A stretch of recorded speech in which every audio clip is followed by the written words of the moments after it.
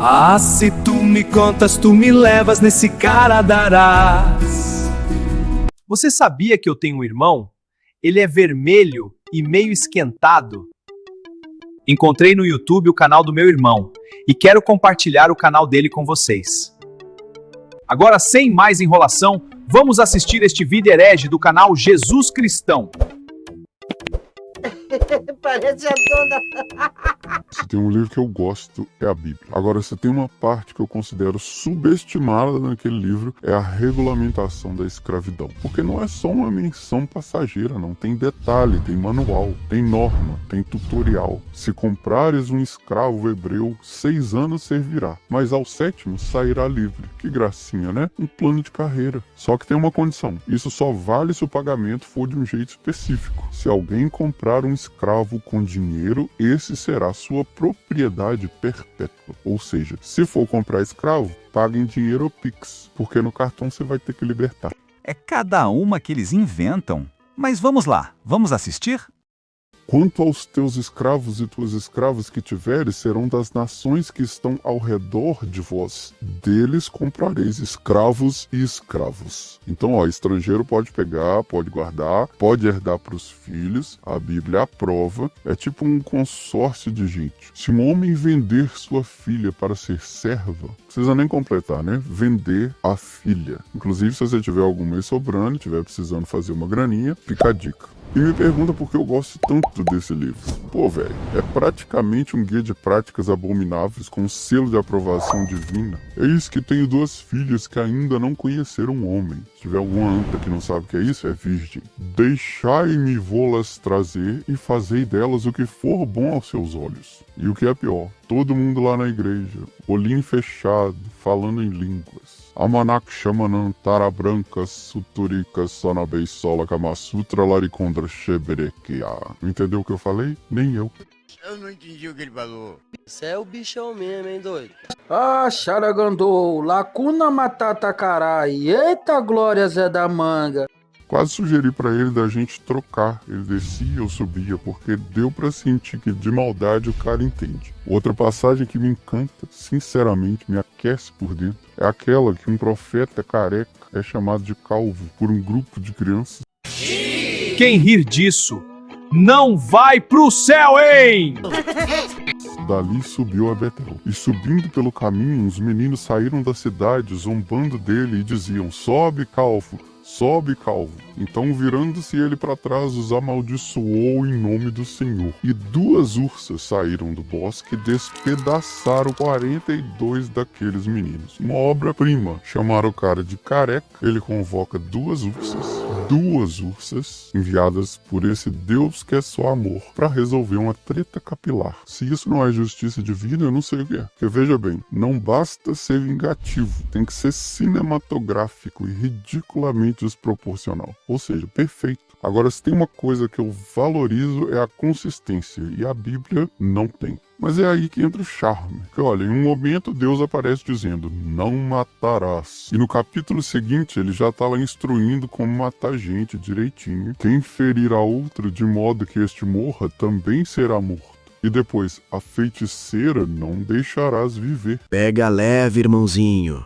Pega leve. E o melhor é que o show de horrores não para. A Bíblia, essa grande antologia de bondade, também oferece um buffet variado de assassinatos com aval divino. Matai velhos e moços, virgens, crianças e mulheres, até exterminá-los. Ou seja, mata geral. O cara que mandou. Não tem parêntese, não tem a menos a tia Zuleika. Não. É velhinho? Foda-se. É criança? Foda-se. É virgem? Foda-se. Vai, pois, e destrói totalmente. Não poupe ninguém. Homem, mulher, meninos, bebês de peito. Até menino mamando entra no pacote. Uma limpeza divina, estilo genocídio do bem, deve ser. Porque Deus é amor, com espadada. Qualquer que fizer alguma obra no dia de sábado morrerá. Ou seja, lavou louça, executa. Passou pano na sala, fuzila. O sábado é de descanso, de preferência o eterno. E se você acha que isso é só o Velho Testamento, vamos pro Salmo para dar um pulinho poético. Felizes os que pegaram teus filhos e os despedaçarem contra a rocha. Um salmo que termina com essa imagem delicada. Imagina isso bordado num travesseiro, um presente de batizado. E claro, não podia faltar uma lei voltada para a juventude cristã. Quem amaldiçoar pai ou mãe será morto. Ou seja, adolescente não sobra um. Talvez você que está assistindo este vídeo e se perguntando por que o ateu está falando mal de Deus. Na realidade, o foco não é falar mal de Deus. Como já sabem, Deus não existe e nem é. O ateu fala mal da ideia de Deus, ou seja, eles falam contra a ideia de um ser divino, porque essa ideia destrói vidas e famílias. E é sobre isso que nós ateus combatemos. Até porque não tem como você ser contra alguém que não existe, não é verdade, animalzinho de teta? E por último, mas não menos contagioso, e morreram daquela praga 24 mil motivos. Sexo interreligioso. Transou com a moabita errada, meu querido. Parabéns. E esse é o livro que te entregam na igreja com dedicatória na capa, para você crescer com fé. Eu não sei vocês, mas para mim, isso aqui é um entretenimento de primeira linha. Outra cena que eu adoro é aquela que Jesus, Big J, até gente boa, tem ele aqui no Zap, cara tido como 100% amor, ele olha para uma árvore e tem um chilique. E vendo de longe uma figueira com folhas, foi ver se nela acharia alguma coisa. E chegando a ela, nada achou senão folhas, porque não era tempo de figos. Eu gostei assim, amostradinho.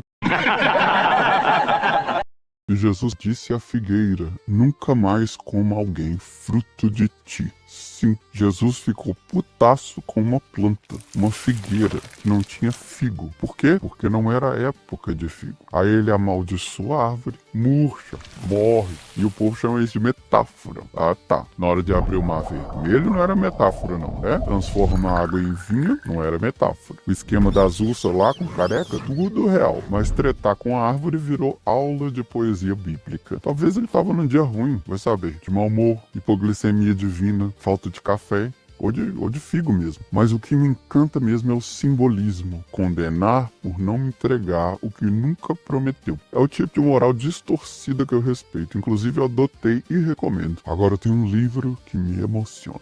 De verdade. O livro de Jó. Misericórdia. Começa com uma cena que pra mim é absolute cinema. Deus no céu, eu chego por ali, casual, aí ele pergunta, de onde vens? E eu respondo, de rodear pela terra e passear por ela. Clima leve, educado, conversa de gente grande. Se você gosta do conteúdo, já deixe o seu like.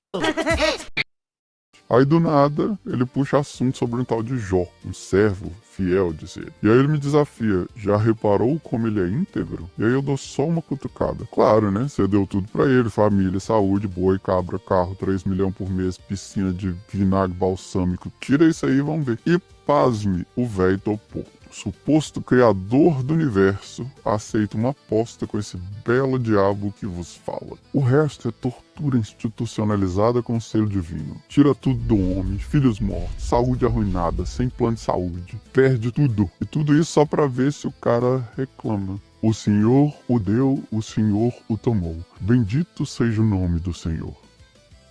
Que alma resignada, né? Quase um coach espiritual. Aí a mulher dele, amaldiçoa teu Deus e morre. E aí ele, falaste como doida. Receberíamos o bem de Deus e não o mal? Perguntar pra mim é assim. Mas enfim, é o relacionamento abusivo mais bem documentado da história. E o povo lê isso com a mão no peito. Lágrima no olho, chama de fidelidade. Eu chamo de síndrome de Estocolmo celestial. E sinceramente eu recomendo a leitura, de preferência com um baldinho de pipoca.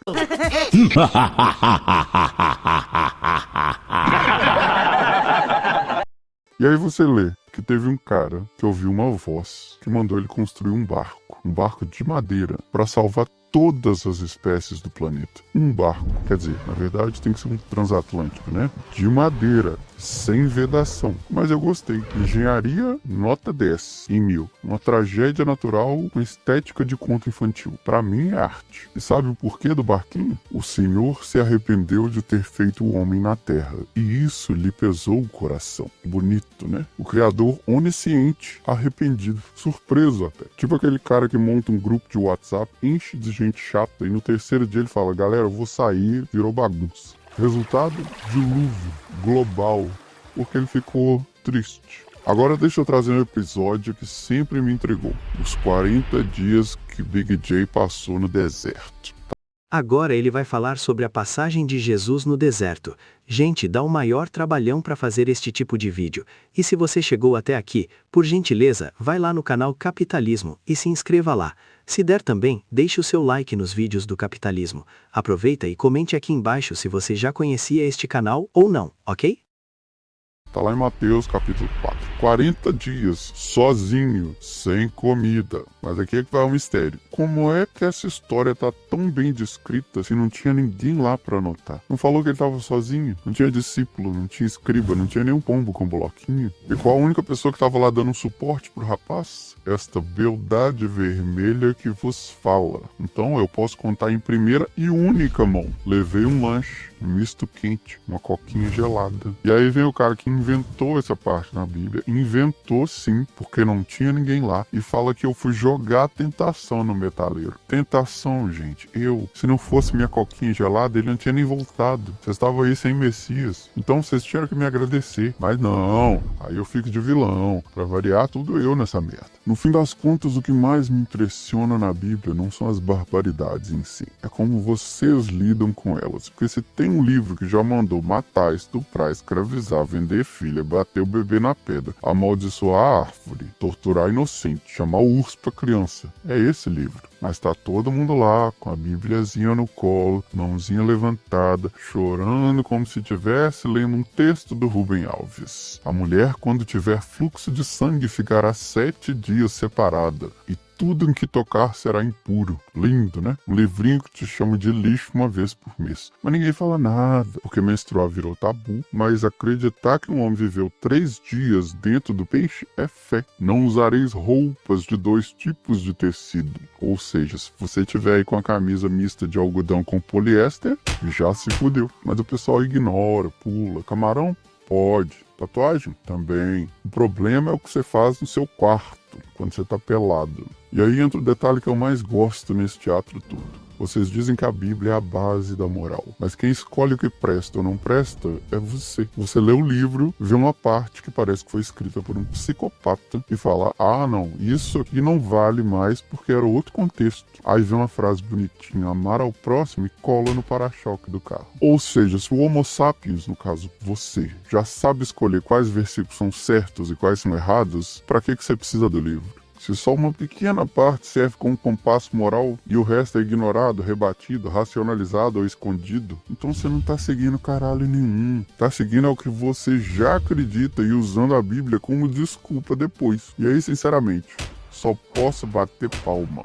Porque como entretenimento, tragédia, fantasia, comédia involuntária, coletânea de insanidade com aprovação coletiva, a Bíblia é imbatível. E o melhor, isso aqui é só a primeira parte. Porque se tem uma coisa sagrada nesse livro, é a contradição. E não esquece, lê lá com atenção que algumas das melhores passagens foram ideia de papai aqui. Fica aí com a musiquinha agora.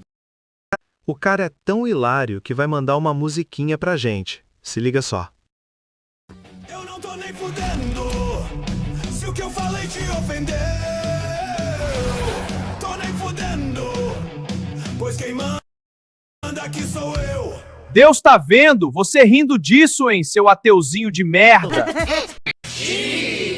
Ah, se tu me contas, tu me levas, nesse cara darás. Senta na motoca e anda. Eita glórias, papai!